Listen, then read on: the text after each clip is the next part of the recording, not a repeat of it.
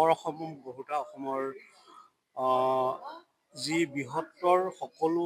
জনগোষ্ঠীক লৈ ক্ষুদ্ৰ ক্ষুদ্ৰ জনগোষ্ঠীক লৈ চাওলুং চুকাফাই পাটকাই শিপাৰ পৰা সেই বৰ অসম গঢ়িছিলে আৰু সেই বৰ অসমৰ ভেটি সুদৃঢ় কৰাৰ বাবে আজি সমগ্ৰ অসমবাসী অসমত অসম দিৱস উদযাপন কৰিছে। আৰু এই অসম দিৱসৰ তাৎপৰ্য এটাই যে ঐক্য শান্তি প্ৰগতি আৰু সম্প্ৰীতি যি চুকাফাই গঢ়ি যোৱা যি মহামন্ত্ৰ সেই মহামন্ত্ৰ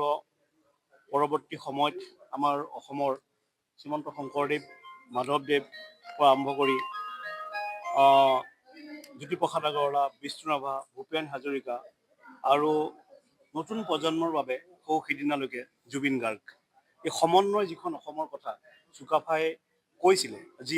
ভেটি গঢ়িছিলে সেই ভেটি প্ৰতিষ্ঠা কৰাৰ পিছত তাক সুদৃঢ় কৰিবৰ বাবে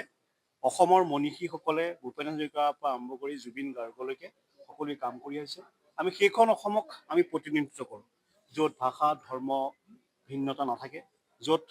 বিভিন্ন জাতি জনগোষ্ঠীৰ মাজত মিলাপ্ৰীতি থাকে, য'ত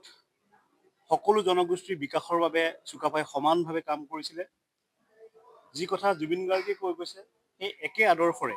আমি কংগ্ৰেছৰ নেতাকৰ্মীসকলে চুকাফাৰ বৰ অসমখনক আমি লৈ যাব বিচাৰোঁ। নতুন প্ৰজন্মৰ মাজলৈ চুকাফাৰ যি বৰ অসম সেই বৰ অসমখনৰ যাতে দৃঢ় হৈ থাকে, সুদৃঢ় হৈ থাকে আৰু সেই অসমখনক লৈ যি গণতান্ত্ৰিক চুকাফাৰ যি মতবাদ আছিলে সেই মতবাদ যাতে আমি লৈ যাব পাৰোঁ তাৰ বাবে আচলতে সমগ্ৰ অসমত আজি ৰাজ্য চৰকাৰৰ লগতে